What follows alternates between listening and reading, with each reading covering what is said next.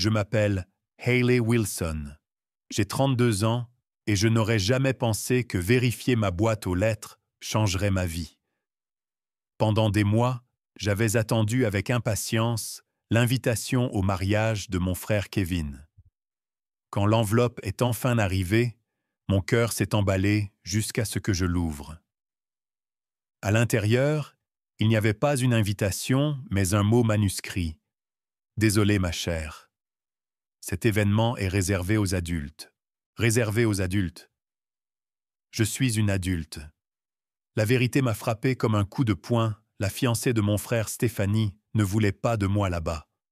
La confusion, la peine et la colère m'ont envahi. Avant que je ne plonge plus profondément dans ces montagnes russes émotionnelles, laissez un commentaire pour me dire d'où vous me regardez.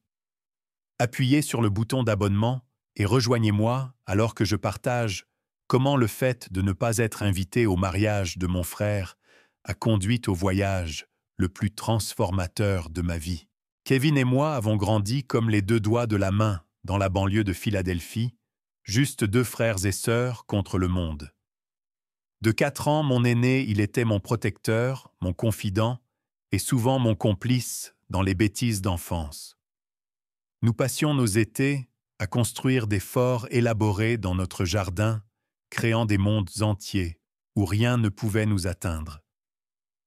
Kevin m'a appris à faire du vélo, m'a aidé avec mes devoirs de mathématiques et à chasser les enfants du quartier qui se moquaient de mon appareil dentaire en 5e.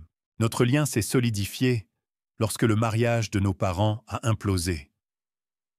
J'avais 15 ans, Kevin 19, et il commençait tout juste l'université. Le divorce a été chaotique, des disputes à grands cris, des portes qui claquent et des arrangements de garde tendus. Pendant que nos parents étaient occupés à se déchirer, Kevin est devenu mon ancre. Il rentrait de Penn State la plupart des week-ends, juste pour s'assurer que j'allais bien m'emmenant manger une glace et me laissant me plaindre du chaos à la maison. « C'est toi et moi, Hales », disait-il en utilisant le surnom que lui seul avait le droit d'utiliser. Nous sommes les seuls à comprendre ce que ça fait. Quand j'ai obtenu mon diplôme de fin d'études secondaires, Kevin était là applaudissant plus fort que quiconque. Quand j'ai eu mon premier chagrin d'amour à l'université, il a conduit 3 heures pour m'apporter de la soupe au poulet et regarder de mauvais films d'action jusqu'à ce que je rie de nouveau. Quand j'ai décroché mon premier emploi en marketing à Boston, il m'a aidé à déménager et à monter tous mes meubles IKEA sans se plaindre. C'est ce que nous étions l'un pour l'autre des constantes dans un monde en changement. Jusqu'à Stéphanie. Kevin l'a rencontrée il y a 4 ans, dans le prestigieux cabinet d'avocats, où ils travaillaient tous les deux à Boston. Je me souviens de ses premiers textos à son sujet, à quel point elle était brillante au tribunal, comment elle riait de ses mauvaises blagues, comment elle le mettait au défi d'être meilleure. J'étais heureuse pour lui. Kevin avait eu des relations occasionnelles pendant des années, mais ne semblait jamais trouver quelqu'un qui correspondait à son ambition et à son intellect. Notre première rencontre a eu lieu dans un restaurant chic de Back Bay. J'ai remarqué que Kevin cherchait constamment l'approbation de Stéphanie, un changement subtil dans sa confiance en lui qui m'a déstabilisé. Stéphanie était élégante et posée dans sa robe de créateur, ses boucles d'oreilles en perles, captant la lumière, alors qu'elle m'évaluait avec un sourire étudié. « Kevin m'a tant parlé de vous, » dit-elle, mais son ton suggérait que ces histoires n'avaient peut-être pas été flatteuses. Tout au long du dîner, elle a orienté les conversations vers leurs collègues du cabinet d'avocats et leurs relations au country club des mondes auxquels je n'appartenais pas avec ma carrière créative en marketing et mon appartement modeste. Quand j'évoquais des souvenirs d'enfance, Stéphanie changeait subtilement de sujet, comme si notre histoire commune n'avait aucune pertinence pour l'avenir de Kevin. Les changements chez Kevin se sont produits progressivement. D'abord, il a cessé de répondre immédiatement à mes appels prenant souvent des jours pour me rappeler. Nos appels du dimanche soir, une tradition depuis l'université, sont devenus mensuels, puis trimestriels. Quand nous parlions, les conversations tournaient autour de ses affaires ou des réussites de Stéphanie. Il ne me demandait presque plus comment j'allais. « Kevin est juste occupé », disait notre mère quand j'exprimais mon inquiétude. C'est ce qui arrive quand on construit un avenir avec quelqu'un. Mais cela me semblait plus que de l'occupation. J'avais l'impression d'être effacé. J'ai fait des efforts pour maintenir notre lien. J'ai envoyé des cadeaux d'anniversaire attentionnés, organisé des billets pour les matchs des Celtics, son équipe préférée, et suggéré des brunchs qui convenaient à son emploi du temps. La plupart de mes tentatives se sont soldées par des annulations de dernière minute ou des interactions polies mais distantes lorsque nous nous voyions. Pendant ce temps, je construisais ma propre vie à Boston. J'ai gravi les échelons pour devenir directrice principale du marketing dans une start-up technologique. Je me suis fait un petit groupe d'amis fidèles et j'ai eu quelques rendez-vous bien que rien de sérieux n'ait duré. Mon appartement à Cambridge est devenu mon sanctuaire petit, mais rempli de livres de plantes et d'œuvres d'artistes locaux. J'étais fier de la vie que je m'étais construite. Pourtant, il manquait quelque chose de fondamental sans la présence de mon frère.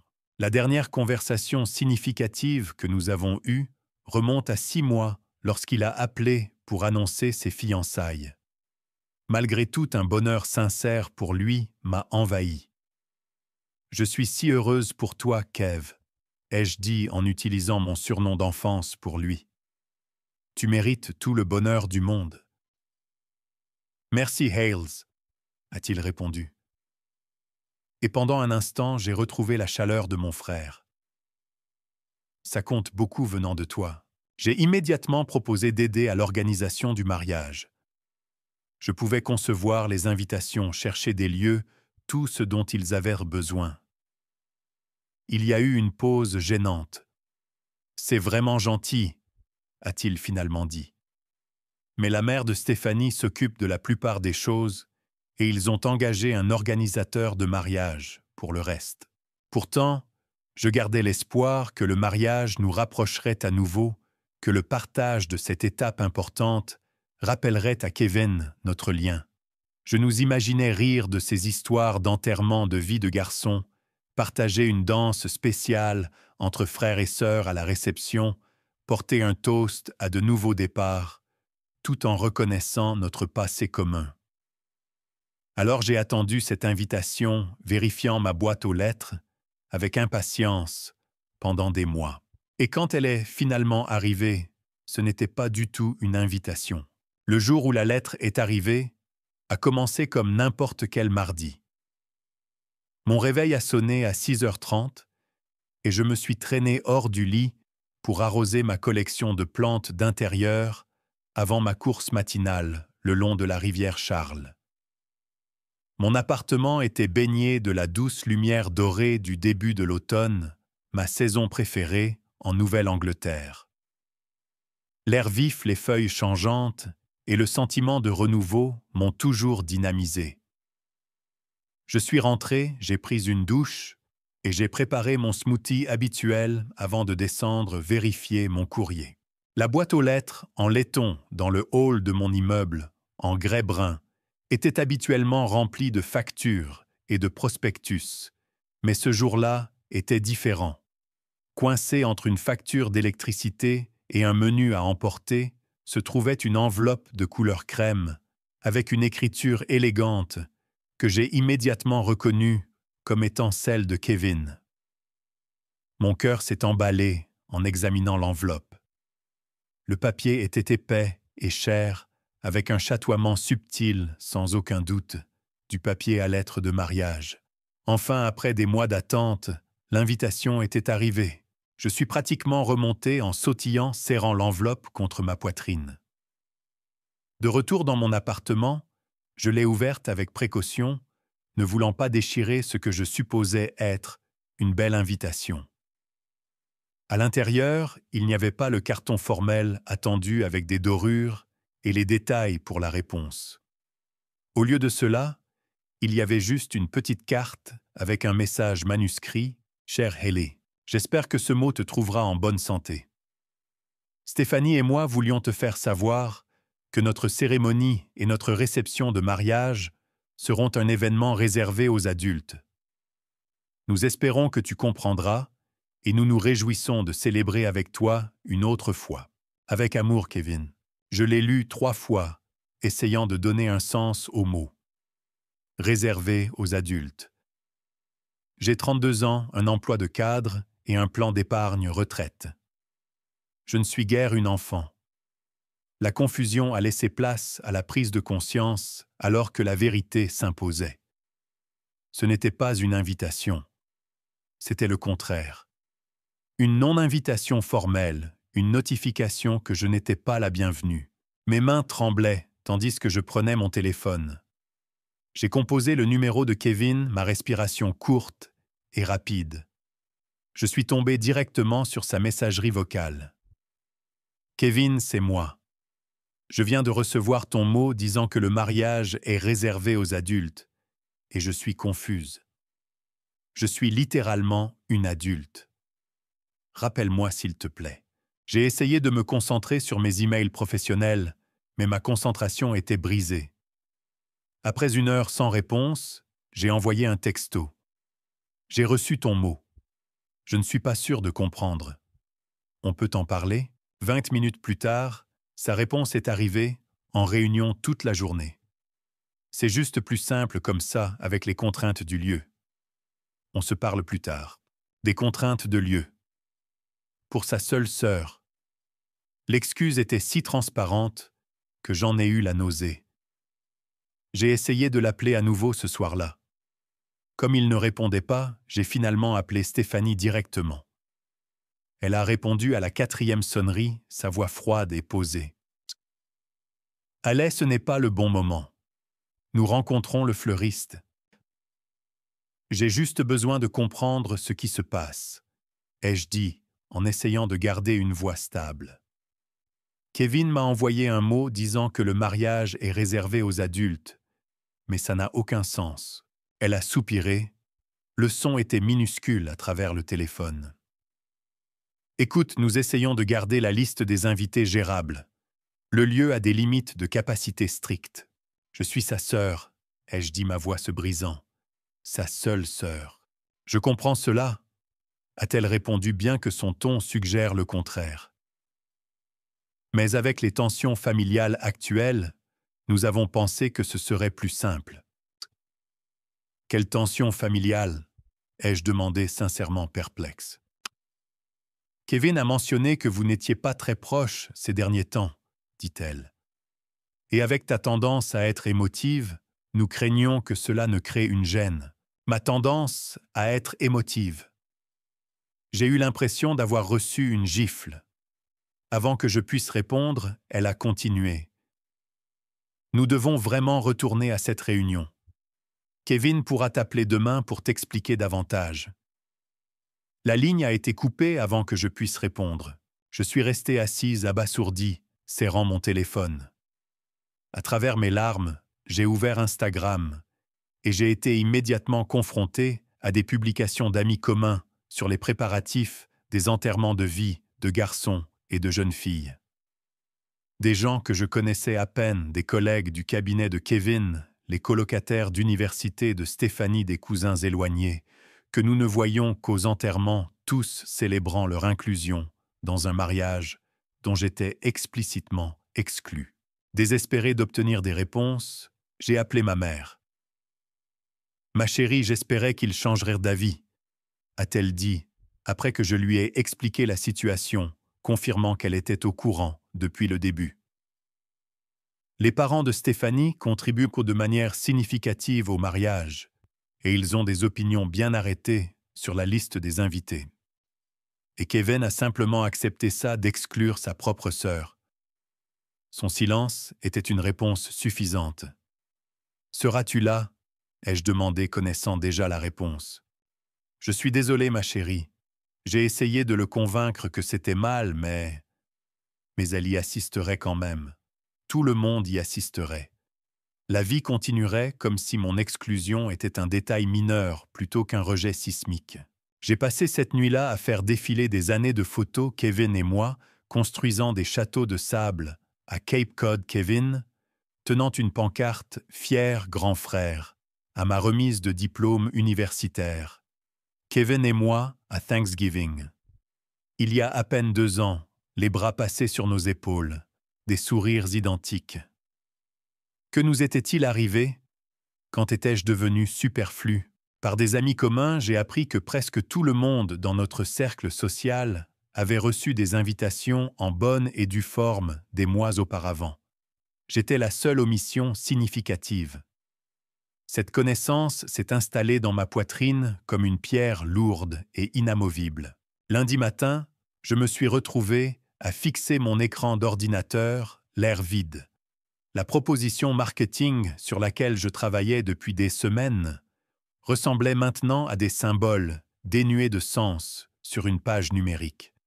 Ma collègue Jenna s'est arrêtée à mon bureau, posant un café. « Ah, tu as l'air d'en avoir plus besoin que moi », dit-elle, l'inquiétude évidente dans sa voix. « Tout va bien. »« Bien, » ai-je répondu automatiquement. « Juste mal dormi. »« Hein ? Ça doit être contagieux. La moitié du bureau a l'air de zombie aujourd'hui. » Elle s'est attardée. « Tu sais, l'équipe survivrait si tu prenais quelques jours de congé. C'est quand la dernière fois que tu as utilisé tes jours de vacances? Je ne m'en souvenais pas. Entre les délais de projet et l'espoir des préparatifs de mariage, j'avais à peine pris des week-ends, encore moins de vraies vacances. « Je vais bien », ai-je répété, mais les mots sonnaient creux, même à mes propres oreilles. 20 minutes plus tard, je me suis retrouvé enfermé dans les toilettes du 3e étage, des larmes silencieuses coulant sur mon visage, alors que je m'agrippais au lavabo pour me soutenir. Les lumières fluorescentes soulignaient les cernes sous mes yeux, la pâleur de ma peau. Je me reconnaissais à peine. Ce n'était pas la première fois que Kevin m'excluait depuis que Stéphanie était entrée dans sa vie. Il y avait eu la fête de Noël du cabinet d'avocats, où les +1 étaient soi-disant limités, mais d'autres collègues avaient amené leurs frères et sœurs. La pendaison de crémaillère de leur nouvelle maison de Beacon Hill, dont j'ai appris l'existence par les publications sur les réseaux sociaux le lendemain.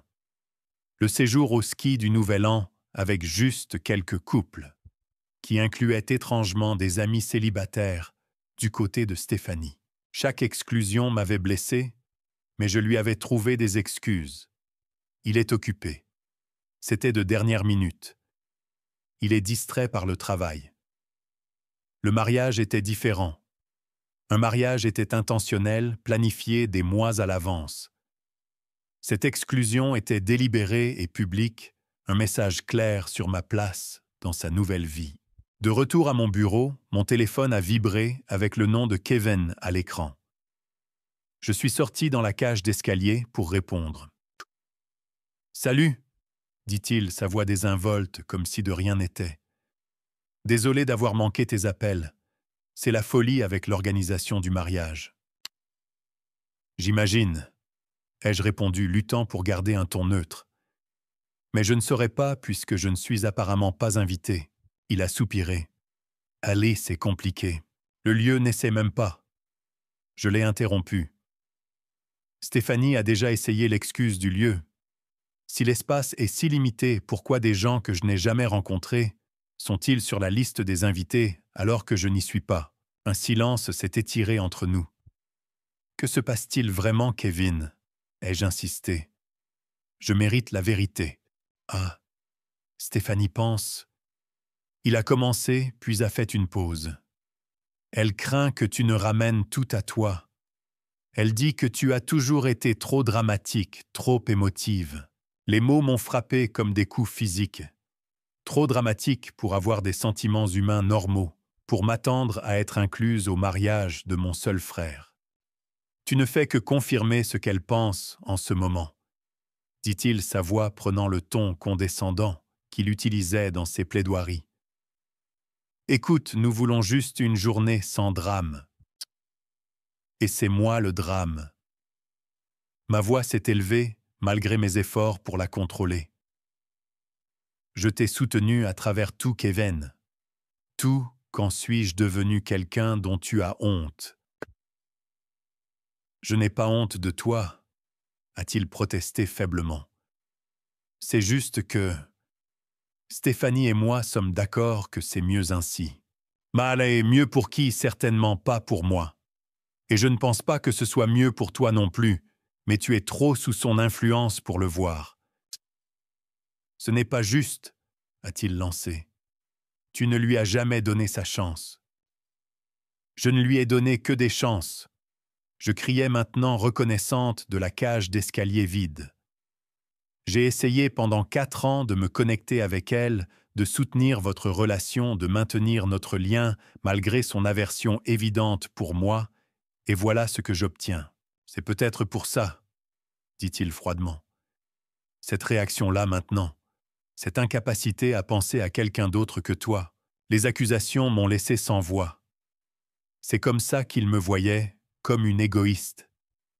Quand nos perspectives sur notre relation avaient-elles divergé de manière si spectaculaire? « Je dois y aller, » dit-il dans le silence. « Stéphanie attend. J'espère que tu pourras respecter notre décision et être heureuse pour nous, mais à distance. » L'appel s'est terminé, et avec lui quelque chose de fondamental entre nous. Je me suis affalé contre le mur, un calme étrange, remplaçant la tempête d'émotions. C'était le calme de la finalité d'une porte qui se fermait définitivement. Je suis retourné à mon bureau, j'ai ouvert mon ordinateur portable et j'ai fait quelque chose que je n'avais jamais fait auparavant. J'ai demandé un congé d'urgence les 4 semaines que j'avais accumulées. Mon patron, voyant mes yeux rougis et mon visage cireux, l'a approuvé sans poser de questions. Cette nuit-là, je me suis assise en tailleur sur mon lit, avec mon ordinateur portable, faisant défiler les sites de voyage comme en transe. L'Asie du Sud-Est, l'Australie, l'Amérique du Sud, des endroits qui avaient toujours semblé être des destinations pour un jour. Pourquoi pas maintenant? Qu'est-ce qui me retenait ici vraiment? À 2 heures du matin, j'ai acheté un aller simple pour Bangkok en Thaïlande. Le coup m'a fait grincer des dents, mais il y avait quelque chose de juste dans la détermination de cette action. Je ne resterai pas seul à la maison le jour du mariage de Kevin, à faire défiler les publications sur les réseaux sociaux et à m'apitoyer sur mon sort. Je serais trop occupé à vivre. Faire mes valises a été cathartique. J'ai sorti les vêtements des cintres avec abandon, j'ai fourré des articles de toilette dans des sacs et j'ai choisi des livres que je voulais lire depuis des années. Au fond de mon placard, j'ai trouvé un album photo de notre enfance. Kevin me portant sur son dos à la foire d'État tous les deux, avec des dents en moins et des sourires éclatants. J'ai hésité, puis je l'ai laissé sur l'étagère. Ce voyage ne consistait pas à regarder en arrière. Alors que je fermais la porte de mon appartement, le lendemain matin, valise à la main, j'ai ressenti quelque chose d'inattendu à côté de la peine, une lueur d'excitation. Pour la première fois de ma vie d'adulte, je faisais quelque chose de complètement imprévu, complètement pour moi. Si Kevin pouvait réécrire notre relation, alors peut-être que je pouvais réécrire ma propre histoire moi aussi. L'aéroport international. Logan bourdonnait d'activités matinales, alors que je poussais ma valise à travers les portes automatiques. L'anxiété familière du voyage. Ai-je oublié quelque chose? Mon passeport est-il vraiment dans mon sac? Se mêlait à un étrange sentiment de libération. Pendant 24 heures, je serais suspendu entre les mondes injoignables, n'appartenant à nulle part et à partout. Les fils de sécurité et les annonces d'embarquement se sont estompés en un bruit de fond, alors que j'attendais à ma porte, regardant les familles, les couples et les voyageurs solitaires, comme moi aller et venir. Une jeune femme a embrassé ses parents en larmes avant de se diriger vers sa porte d'embarquement.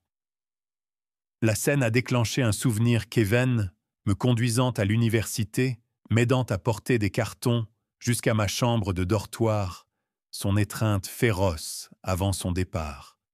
« Tu vas tout déchirer, Hales », avait-il dit la voix rauque d'une émotion inhabituelle. « Appelle-moi n'importe quand de jour comme de nuit. » Je l'avais pris au mot à l'époque, n'imaginant jamais un temps où il ne décrocherait pas. Le voyage de 20 heures vers la Thaïlande de Boston à Tokyo, puis à Bangkok, m'a donné amplement le temps de réfléchir. Quelque part au-dessus du Pacifique, enveloppé dans l'obscurité anonyme d'une cabine d'avion, la nuit j'ai commencé à écrire dans le journal que j'avais impulsivement acheté dans une boutique de l'aéroport. Pas sur Kevin ou le mariage, mais sur moi-même.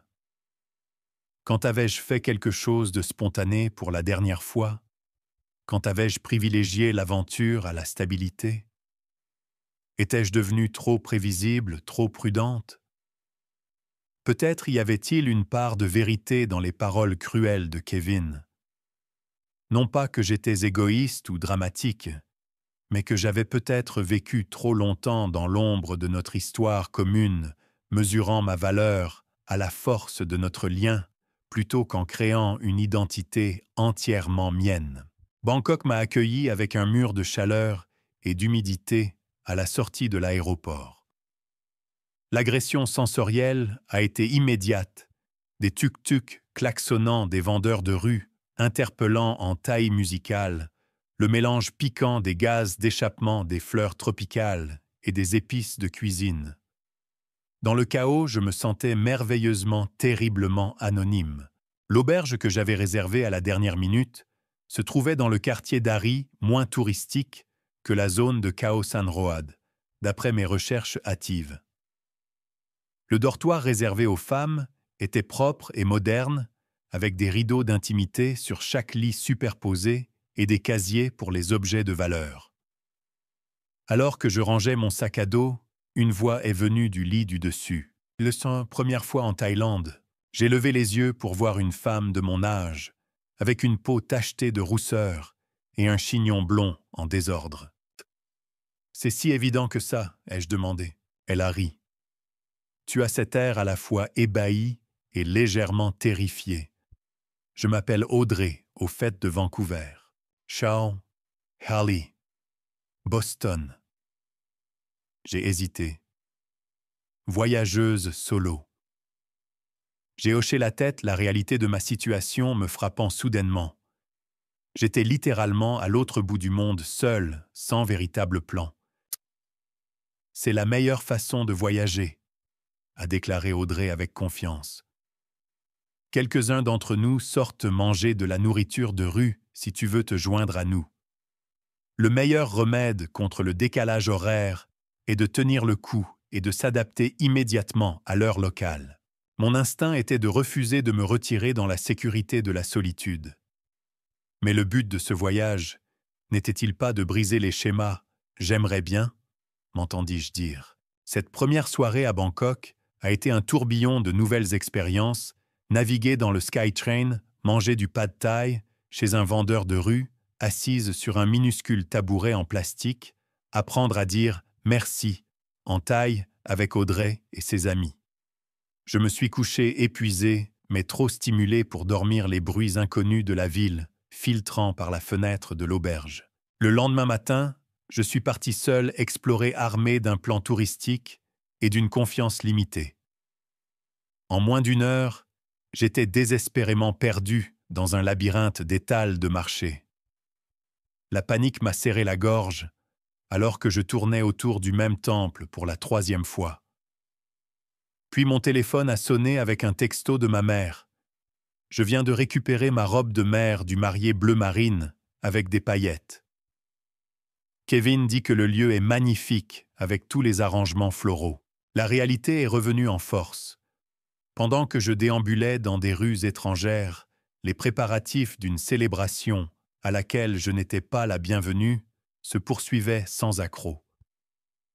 La cruauté désinvolte du message, l'inconscience de ma mère, quant à l'effet que de telles nouvelles pouvaient avoir sur moi, ont déclenché une vague de vertige.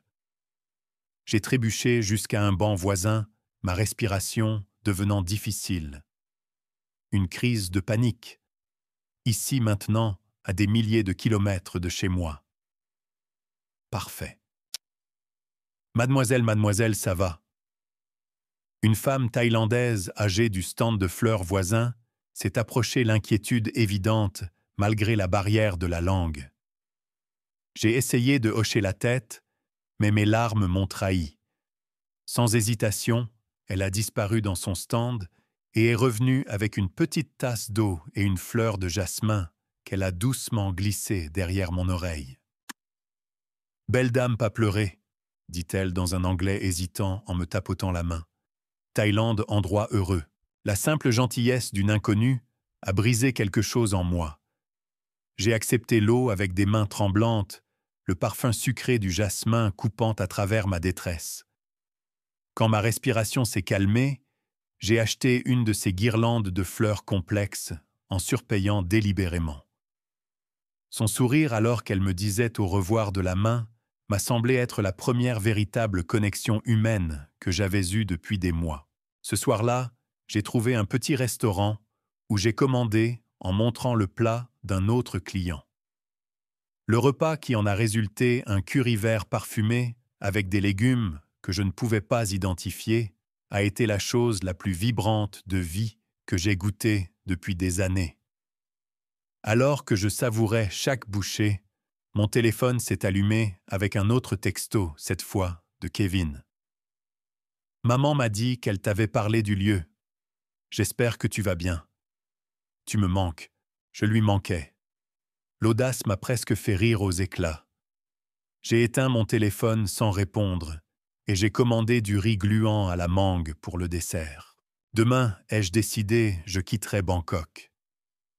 L'énergie frénétique de la ville correspondait trop étroitement à mon chaos intérieur.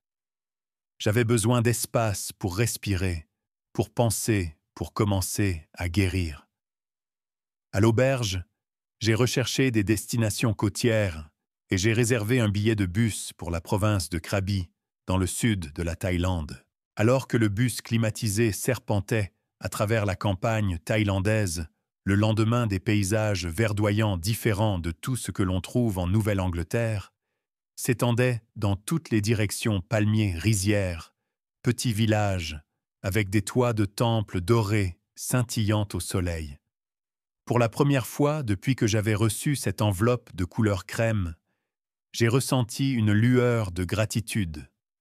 Si j'avais été incluse dans le mariage, je serais à Boston en ce moment, à aider avec les centres de table ou à assister à des enterrements de vie de jeunes filles, jouant le rôle qui m'était assigné dans l'histoire de quelqu'un d'autre. Au lieu de cela, j'écrivais un nouveau chapitre de ma propre histoire, un chapitre où être exclu n'était pas une fin, mais un commencement. La plage de Riley s'est matérialisée comme une carte postale, devenue réalité des falaises de calcaire, surplombant une eau turquoise, des bateaux à longue queue, se balançant sur des vagues douces, du sable blanc poudreux, s'étendant à perte de vue. Mon auberge en bord de mer était simple, mais parfaitement située pour admirer les couchers de soleil. Après la surcharge sensorielle de Bangkok, le rythme des vagues de l'océan m'a semblé être un remède. Lors de ma deuxième soirée, j'ai remarqué un petit groupe autour d'un feu de camp sur la plage, et j'ai reconnu le rire distinctif d'Audrey. Elle m'a repéré et m'a fait de grands signes enthousiastes. Boston vient nous rejoindre. Le cercle s'est ouvert pour m'inclure. Audrey de Vancouver. Tyler, un photographe américain de Seattle, documentant les destinations d'escalade en Asie du Sud-Est. Maya, une enseignante de maternelle canadienne en vacances d'été. Et Luis, un chef espagnol prenant une année sabbatique pour voyager avant d'ouvrir son propre restaurant. Qu'est-ce qui t'amène en Thaïlande en solo? A demandé Maya en me passant une bouteille de bière locale. J'avais juste besoin d'un changement de décor, ai-je répondu automatiquement, la dérobade étant une habitude. Tyler m'a jeté un regard entendu.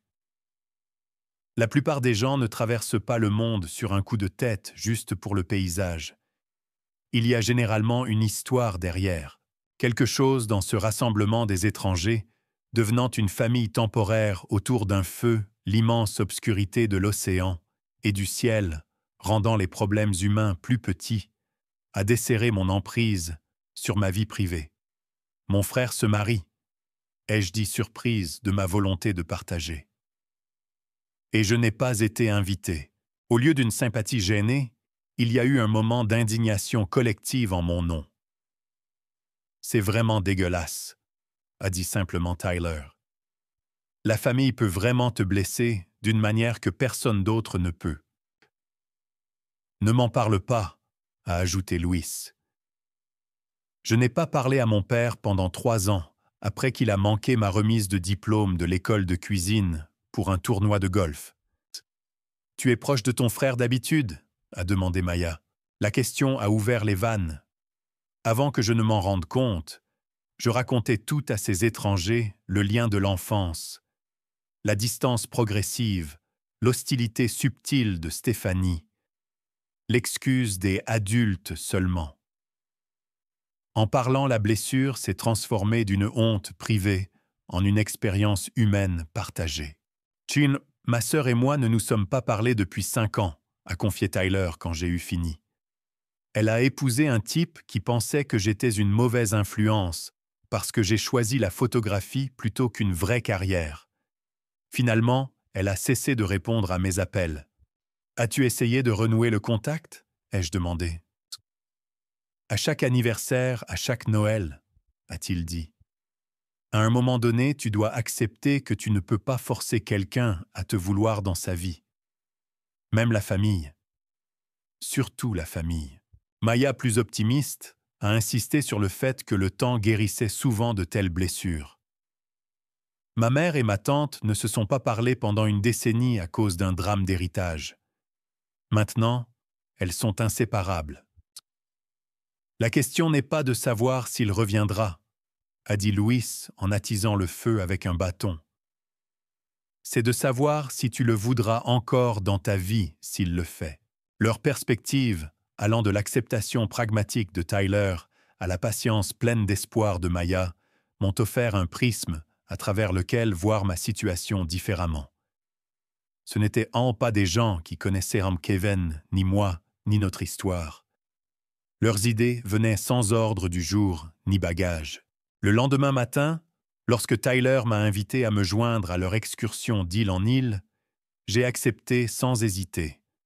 La journée s'est écoulée dans un tourbillon de plongée en apnée, sur des récifs coralliens d'escalade d'affleurements rocheux, pour des vues panoramiques, et de partage d'ananas frais sur des plages immaculées, accessibles uniquement par bateau.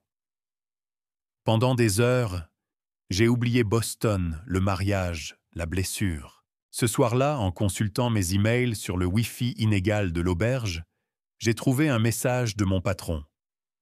« L'équipe s'ennuie de toi, mais prends tout le temps dont tu as besoin. Ton poste est assuré à ton retour.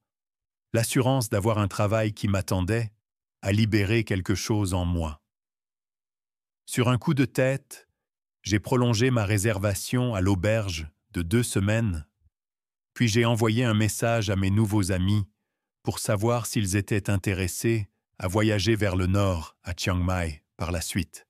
Tous les 3 étaient enthousiastes, et c'est ainsi que mon escapade impromptue s'est transformée en un véritable voyage. Les jours suivants ont établi un rythme les matins à explorer avec mes compagnons de voyage, les après-midi parfois seuls, avec mon journal sur des plages plus calmes, les soirées à partager des repas et des histoires. J'ai supprimé mes applications de réseaux sociaux, fatigué des mises à jour sur le mariage que des amis partageaient sans le savoir. La distance par rapport à la connexion numérique constante s'est avérée étonnamment libératrice. Une semaine après notre arrivée à Riley, nous nous sommes portés volontaires dans un sanctuaire d'éléphants dans la jungle voisine. Contrairement aux pièges à touristes proposant des balades à dos d'éléphants, il s'agissait d'une véritable opération de sauvetage où les éléphants erraient librement. Nous avons préparé de la nourriture, nettoyé les enclos et observé ces doux géants à une distance respectueuse. Ils n'oublient jamais leur famille, nous a dit le directeur du sanctuaire. Les éléphants maintiennent des liens pendant des décennies, même lorsqu'ils sont séparés. Ils pleurent leurs morts, célèbrent les naissances, protègent leurs membres vulnérables. À bien des égards, ils comprennent la famille mieux que les humains. En regardant une mère éléphante guider doucement son petit à travers une mare de boue, j'ai senti des larmes inattendues monter à mes yeux. Tyler, le remarquant, m'a tranquillement tendu son appareil photo. Parfois, voir les choses sous un autre angle aide, a-t-il dit. Essaie de te concentrer sur eux plutôt que sur ce qui se passe dans ta tête.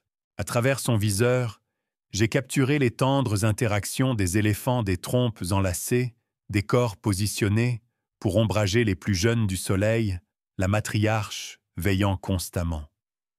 La concentration requise pour prendre de bonnes photos a repoussé les autres pensées, créant un espace méditatif où le passé et l'avenir ont momentanément cessé d'exister. Ce soir-là, Maya nous a convaincus de visiter un temple bouddhiste voisin où un moine parlant anglais offrait des conseils de méditation aux visiteurs. Le temple était un havre de tranquillité, des statues de Bouddha dorées brillant à la lueur des bougies. Le moine plus jeune que ceux à quoi je m'attendais, et doté d'un sens de l'humour inattendu, a parlé de l'attachement comme racine de la souffrance. Nous nous accrochons aux attentes que nous avons de nous-mêmes, des autres, de la façon dont les relations devraient être, a-t-il expliqué. Lorsque la réalité diffère de ces attentes, nous souffrons. Le chemin vers la paix n'est pas de forcer la réalité à correspondre à nos attentes, mais d'ajuster nos attentes pour accepter la réalité. On dirait que c'est baisser les bras, ai-je dit les mots s'échappant avant que je puisse les filtrer. Il a souri. Il y a une différence entre l'abandon et l'acceptation. L'abandon est une défaite. L'acceptation, c'est comprendre que certaines choses sont hors de notre contrôle et choisir de diriger notre énergie là où elle peut faire une différence dans nos propres actions, dans notre propre cœur. Ces mots m'ont suivi jusqu'à la plage, où je me suis assise seule à regarder le clair de lune sur l'eau. J'avais attendu de Kevin qu'il maintienne notre lien, malgré Stéphanie, malgré les différences croissantes dans nos vies. J'avais attendu que la famille prime sur toutes les autres considérations. Lorsque la réalité n'a pas répondu à ces attentes, j'ai été dévasté.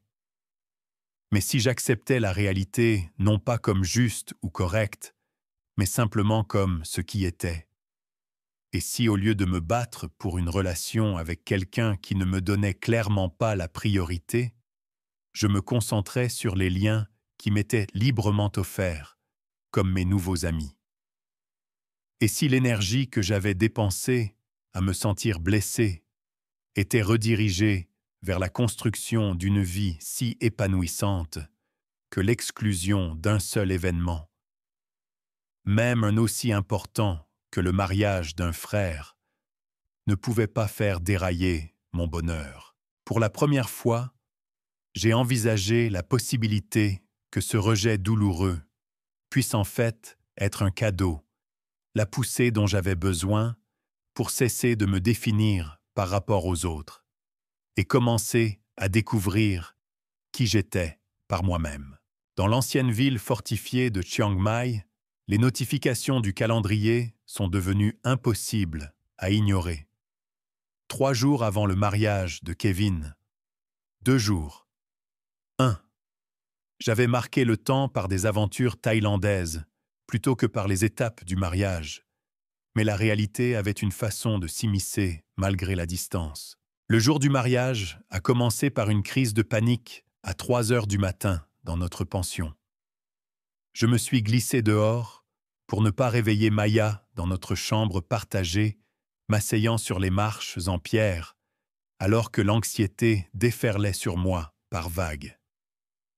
C'était le moment que je redoutais et que j'essayais de fuir depuis l'arrivée de la non-invitation. Tu n'arrives pas à dormir non plus. Tyler est apparu à la porte, appareil photo à la main. Je partais pour voir le lever du soleil au temple de Doisutep. Tu veux venir? J'ai hésité, puis j'ai hoché la tête. Oui, absolument oui. Le complexe du temple montagneux était enveloppé dans la brume de l'aube lorsque nous sommes arrivés des stupas dorés, émergeant comme des îles dans une mer de nuages. Pendant que Tyler photographiait les moines, commençant leurs rituels matinaux, j'ai trouvé un coin tranquille, surplombant la ville en contrebas. À Boston, il serait l'après-midi. Kevin serait en train de se préparer, peut-être nerveux, entouré de ses garçons d'honneur. Mes parents seraient sur leur 31, ma mère, dans sa robe à paillettes bleu marine. Stéphanie serait transformée en mariée, son triomphe complet, en m'excluant de ce moment important. Tyler m'a trouvé assise là 1 heure plus tard, sa séance photo terminée. Sans un mot, il s'est assis à côté de moi. « C'est le mariage aujourd'hui, n'est-ce pas ?» a-t-il demandé doucement. J'ai hoché la tête, ne faisant pas confiance à ma voix. « Ah, je m'en doutais. Tu as ce regard toute la semaine, comme si tu te préparais à un impact. » Il a hésité. « Tu veux en parler ?»« Pas vraiment, ai-je admis. Mais peut-être que j'en ai besoin. » Il a attendu patiemment que je rassemble mes pensées. J'ai essayé de comprendre pourquoi ça fait si mal. Ai-je finalement dit. Ce n'est qu'un jour, n'est-ce pas? Mais j'ai l'impression d'être effacé de sa vie, de notre histoire commune. C'est symbolique, a dit Tyler. Les mariages consistent à fusionner les familles, à créer de nouveaux liens. Être exclu envoie un message assez clair sur ta place. Exactement. La validation a été étonnamment réconfortante.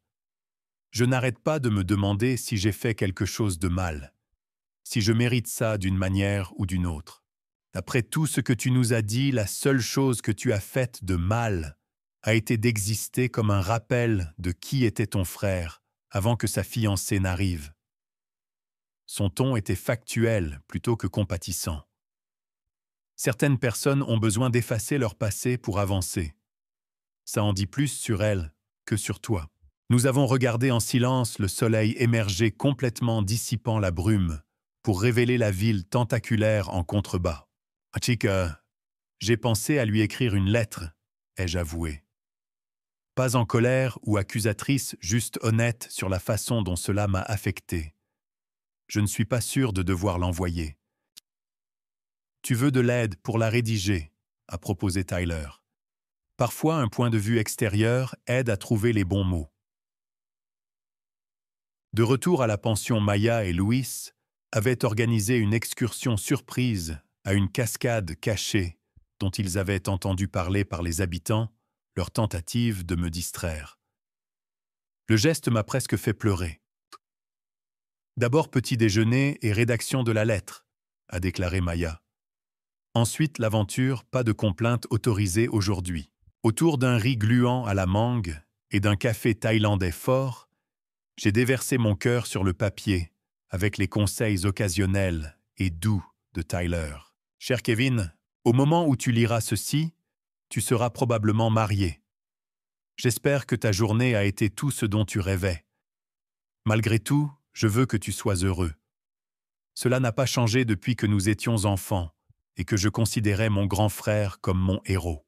Ce qui a changé, c'est ma compréhension de notre relation.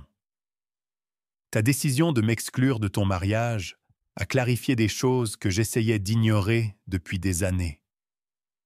Le frère qui a un jour conduit des heures pour m'apporter de la soupe quand j'avais le cœur brisé, n'aurait permis à personne, même à quelqu'un qu'il aime, d'éloigner sa seule sœur un jour aussi important. Je n'écris pas pour te faire culpabiliser ou pour exiger des explications. J'écris parce que garder ces sentiments à l'intérieur est devenu trop douloureux et j'ai besoin de les libérer pour avancer. Ne pas être invité à ton mariage m'a blessé plus profondément que je ne peux l'exprimer. J'ai eu l'impression que c'était une déclaration publique, que notre histoire commune et notre lien ne signifiaient rien comparé aux préférences de ta nouvelle famille. Il ne s'agit pas de ne pas aimer Stéphanie ou de ne pas soutenir votre relation. Il s'agit de se sentir superflu pour quelqu'un qui m'a un jour fait me sentir irremplaçable. Il s'agit de se demander ce qui a changé en toi, en moi, en nous, pour que ma présence à ton mariage soit malvenue plutôt qu'essentielle. Je suis actuellement en Thaïlande, en train de surmonter cette blessure. J'ai rencontré des gens incroyables qui m'ont aidé à voir que la famille est à la fois ce dans quoi nous naissons et ce que nous choisissons. J'espère qu'un jour, nous pourrons reconstruire une relation basée sur le respect mutuel et un désir sincère de connexion, plutôt que sur l'obligation ou une histoire commune seule. Je chérirai toujours le frère que tu as été pour moi en grandissant. J'espère un jour connaître et chérir l'homme que tu es devenu s'il y a une place pour moi dans ce tableau. Avec amour, Haley, j'ai scellé la lettre dans une enveloppe, l'adressant à son domicile, plutôt qu'à leur destination de lune de miel. Je ne savais toujours pas si je l'enverrais vraiment, mais l'écrire m'a semblé comme percer un abcès douloureux, mais nécessaire pour guérir. L'excursion à la cascade s'est avérée être exactement ce dont j'avais besoin, une randonnée ardue à travers une jungle dense, la récompense de nager dans des bassins d'eau cristalline, sous une cascade, un pique-nique sur des rochers chauffés par le soleil. Dans ces moments de pure présence, le mariage de Kevin s'est estompé en un bruit de fond, plutôt que d'être l'événement principal de ma journée. Ce soir-là, alors que les autres sortaient explorer le célèbre marché de nuit de Chiang Mai, je suis resté ayant soudainement besoin de solitude. Quand mon téléphone a sonné avec le numéro de ma mère, j'ai failli ne pas répondre, mais la curiosité l'a emporté. « Hayley, tu m'entends ? La connexion n'est pas terrible. » La voix de ma mère semblait faible et lointaine. « Je t'entends, maman. Comment était le mariage ?» ai-je demandé surprise de mon propre sang-froid. « Magnifique. Tout s'est parfaitement déroulé. » Elle a fait une pause. « Sauf une chose. »« Ah, qu'est-ce que c'est ?» ?»« Ton frère n'arrêtait pas de te chercher, » dit-elle doucement. Pendant la cérémonie, pendant les photos, pendant la première danse, il balayait la pièce du regard comme s'il s'attendait à te voir apparaître. Quelque chose s'est resserré dans ma poitrine. A-t-il dit quelque chose? Pas directement, mais il semblait ailleurs distrait. Même Stéphanie l'a remarqué. Une autre pause. Je pense qu'il regrette la tournure des événements, ma chérie. Je ne savais pas trop quoi penser de cette information. Une partie de moi voulait une revanche, que Kevin réalise son erreur et en souffre. Une autre partie se sentait juste triste pour nous deux, piégés dans des schémas que ni l'un ni l'autre ne comprenaient pleinement. « C'est fait maintenant, » ai-je dit finalement. J'espère qu'ils sont heureux ensemble. Après avoir raccroché, je me suis assise sur le balcon de la pension, regardant la vie de la rue en contrebas, digérant la conversation. Mon téléphone a de nouveau vibré vers minuit. Le numéro de Kevin. Mon cœur s'est emballé en répondant. « Haley !»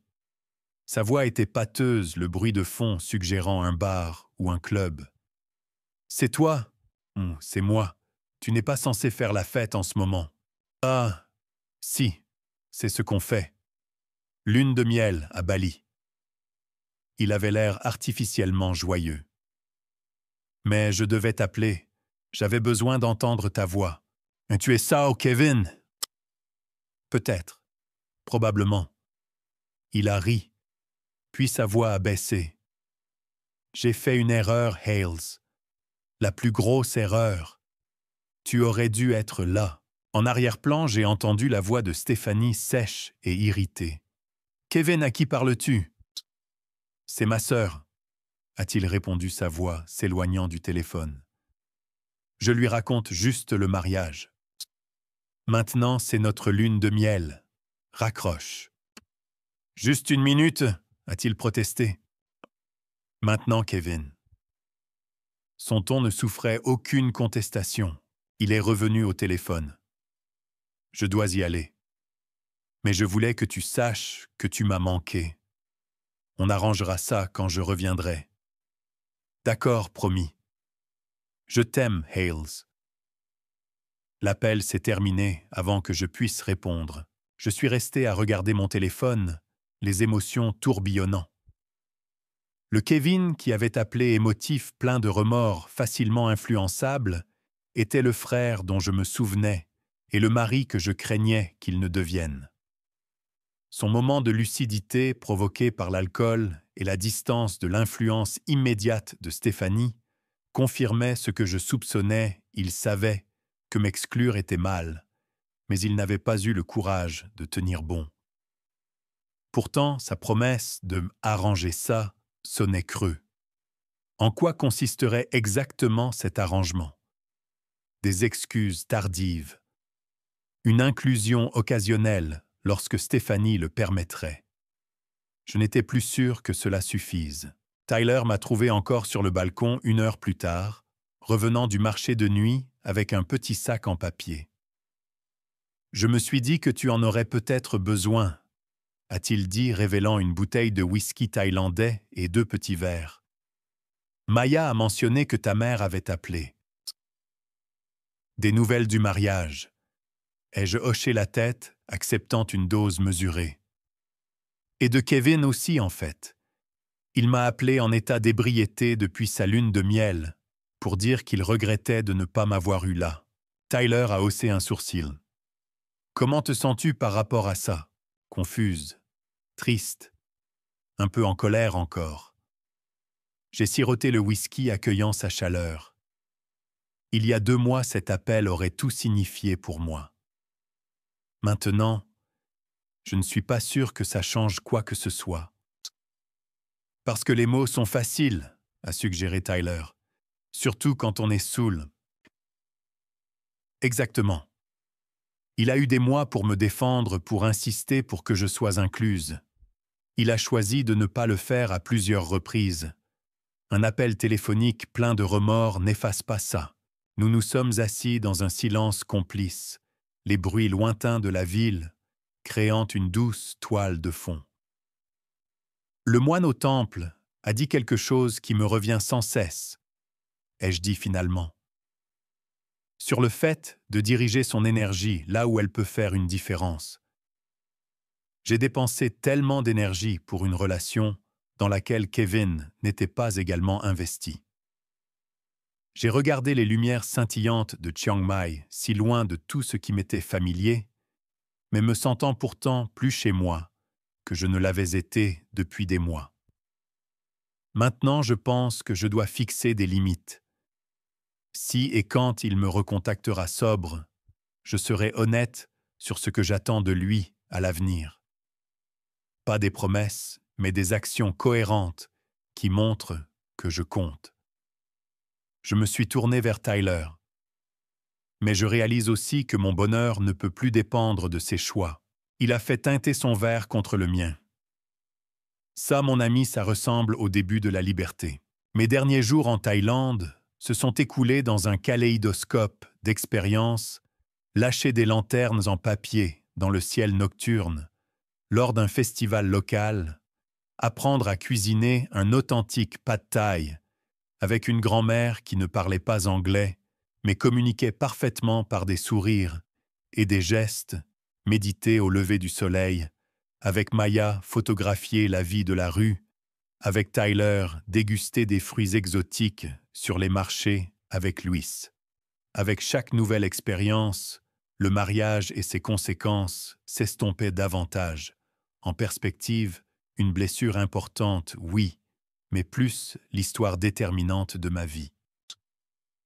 Tu es différente de quand nous nous sommes rencontrés, a observé Audrey lors de notre dernière soirée ensemble à Bangkok, où nous étions retournés pour prendre nos vols respectifs. Moins tendue, plus présente. La Thaïlande m'a changé, ai-je dit. Mais ce n'était pas tout à fait exact. Ou plutôt, elle m'a donné l'espace de me changer moi-même. Nous avons échangé nos coordonnées avec de sincères promesses de rester en contact. Tyler partait ensuite pour le Vietnam. Maya retournait au Canada pour l'année scolaire Louis en Indonésie pour poursuivre son exploration culinaire. Nos chemins s'étaient croisés brièvement, mais de manière significative, preuve que la famille pouvait se trouver dans des endroits inattendus.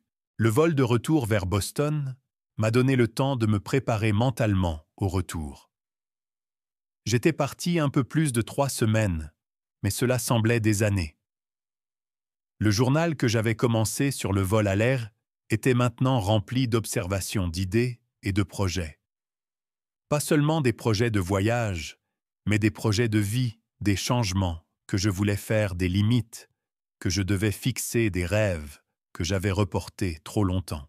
Mon appartement m'a semblé plus petit que dans mon souvenir un peu renfermé à cause de l'inutilisation. J'ai ouvert les fenêtres, déballé des souvenirs, un éléphant sculpté à la main, des foulards en soie colorée, des épices pour mes tentatives de cuisine thaïlandaise. Plutôt que de simplement tout remettre comme avant, j'ai réarrangé les meubles, accroché des photographies que Tyler avait prises de nos aventures et créé un coin de méditation avec des coussins inspirés du temple. Les changements physiques reflétaient des changements internes. Je ne retournais pas à mon ancienne vie, mais j'en créais une nouvelle qui intégrait ce que j'avais appris. Au travail, mes collègues ont immédiatement remarqué la différence. Quoi que ces vacances aient fait, tu devrais le mettre en bouteille et le vendre, a dit mon patron, après que j'ai présenté de nouvelles idées pour la campagne d'un client en difficulté. Tu es pratiquement rayonnante. Je me suis jeté dans les projets avec une créativité renouvelée, ne faisant plus d'heures supplémentaires, par un vague sentiment de n'avoir rien de mieux à faire. Au lieu de cela, j'ai établi des limites plus claires entre le travail et le temps personnel, utilisant mes soirées pour explorer des cours de photographie locaux, rejoindre un groupe de randonnée et expérimenter des techniques de cuisine thaïlandaise. Kevin est rentré de sa lune de miel 2 semaines après mon retour. Son texto était désinvolte, comme si rien de significatif ne s'était passé entre nous de retour en ville. Un café bientôt. Nous avons convenu de nous retrouver dans un café neutre, à mi-chemin entre nos quartiers. Je suis arrivé en avance, choisissant une table dans un coin et commandant un thé pour calmer mes nerfs. Quand il est entré, j'ai été frappé par son air ordinaire, le même Kevin, que toujours pas le méchant ou le héros que mes émotions avaient dépeint. « Tu as l'air en pleine forme », a-t-il dit après une étreinte maladroite. Différente en quelque sorte. « La Thaïlande m'a bien réussi », ai-je répondu simplement. Il a hoché la tête, tripotant sa tasse de café. « À propos du mariage, ce n'est pas grave », l'ai-je interrompu. « Tu n'as pas besoin d'expliquer. » Si pourtant. Son expression était peinée. J'ai été un frère horrible. La façon dont tout s'est passé avec l'invitation, c'était mal. Je savais que c'était mal même en le faisant. « Pourquoi l'as-tu fait ?» ai-je demandé, la question qui m'avait hanté pendant des mois. Il a soupiré lourdement. « C'est compliqué. Stéphanie et sa famille avaient cette vision de la journée parfaite. Quand ses parents ont proposé de payer la majeure partie, ils ont posé des conditions sur la liste des invités. Je me suis dit que ce n'était qu'un jour, que ça n'avait pas vraiment d'importance à long terme. Mais ça en avait, ai-je dit doucement. C'était symbolique de quelque chose de plus grand qui se passait entre nous. Je le vois maintenant. Il a fixé son café. Pour ce que ça vaut, je l'ai regretté toute la journée. C'était bizarre de ne pas t'avoir là. J'apprécie que tu dises ça, ai-je dit surprise de constater que je le pensais sincèrement. Mais Kevin, il ne s'agit pas seulement du mariage. Il s'agit d'années où tu t'es éloigné, où tu as laissé ta relation avec Stéphanie changer ta relation avec moi. Il ne l'a pas nié, ce qui était déjà quelque chose. Je ne sais pas comment tout équilibrer. Stéphanie est parfois jalouse de ma relation avec toi, de notre proximité quand nous étions enfants. Elle n'a pas eu ça avec ses frères et sœurs. C'est compréhensible, ai-je dit prudemment. Mais ça ne rend pas acceptable de m'exclure des parties importantes de ta vie. Je ne demande pas à être ta priorité, mais je demande à être apprécié. Tu es apprécié, a-t-il insisté. Je t'aime, Hales. Ça n'a jamais changé. L'amour n'est pas juste un sentiment, Kevin. Ce sont des actes. C'est être présent. C'est parfois faire des choix difficiles pour protéger des relations importantes. J'ai pris une profonde inspiration. À l'avenir, j'ai besoin de voir un effort constant de ta part si tu veux que je sois dans ta vie. Pas seulement quand c'est pratique ou quand Stéphanie approuve. Il a semblé surpris par ma franchise. L'ancienne Hayley aurait peut-être accepté ses excuses sans condition reconnaissante de toute reconnexion. La nouvelle Hayley connaissait trop bien sa propre valeur pour cela. C'est juste, a-t-il dit finalement. Je veux faire mieux. Ma sœur me manque. Mon frère me manque aussi, ai-je admis. Celui qui me voyait clairement et appréciait ce qu'il voyait. Nous avons parlé pendant près de 2 heures, abordant des sujets que nous aurions dû traiter il y a des années. Il n'y a pas eu de résolution miraculeuse, ni de réconciliation larmoyante, juste 2 adultes reconstruisant timidement un pont endommagé, aucun des deux n'étant certain qu'il tiendrait, mais tous deux prêts à essayer. Alors que l'automne laissait place à l'hiver, Kevin a fait des efforts petits mais constants, des appels téléphoniques hebdomadaires, des déjeuners occasionnels, m'invitant même à dîner chez eux, bien que Stéphanie soit restée froidement polie plutôt qu'accueillante. J'ai accepté ces ouvertures avec un optimisme prudent, tout en maintenant la vie bien remplie que j'avais commencé à créer après la Thaïlande. Thanksgiving a apporté le premier vrai test, une réunion de famille chez mes parents, avec la présence de Kevin et Stéphanie. Le potentiel de gêne était élevé, mais je suis arrivé centré après une méditation matinale et déterminé à me concentrer sur la gratitude plutôt que sur une blessure persistante. La froideur de Stéphanie a continué, mais j'ai constaté qu'elle m'affectait moins qu'avant. Son opinion de moi était son affaire. Je n'avais plus besoin de son approbation pour valider ma place dans la vie de mon frère. Kevin a remarqué son comportement plus clairement maintenant, redirigeant parfois les conversations, lorsqu'elles devenaient dédaigneuses ou s'assurant en privé que je me sentais incluse. De petits pas, mais significatifs. Alors que les plats étaient débarrassés et que la famille se dispersait sur divers canapés pour des siestes post-repas, Kevin m'a trouvé sur le porche arrière. « Merci d'être là », a-t-il dit simplement. « Ça compte beaucoup. Je suis contente d'être venue, même si j'ai failli ne pas le faire. J'ai eu une offre pour rejoindre Tyler au Pérou pour les fêtes. Il photographie le Machu Picchu pour le National Geographic. Tyler de Thaïlande ?» a demandé Kevin, l'air sincèrement intéressé. « Vous êtes restés en contact ?» J'ai hoché la tête, lui montrant des photos récentes que Tyler avait envoyées de ses voyages. Nous tous, Maya, Luis, Audrey, nous prévoyons un voyage de retrouvailles au Japon au printemps prochain. C'est incroyable, a dit Kevin, et je n'ai détecté aucun jugement, seulement peut-être une pointe de nostalgie. Tu t'es construit une sacrée vie pendant que je ne faisais pas attention. J'ai dû le faire, ai-je dit honnêtement. Je ne pouvais pas continuer à attendre que mon bonheur dépende de la réparation de notre relation. Il a absorbé cela avec une grâce surprenante. Je comprends ça maintenant. Je suis juste reconnaissant que tu nous donnes une autre chance.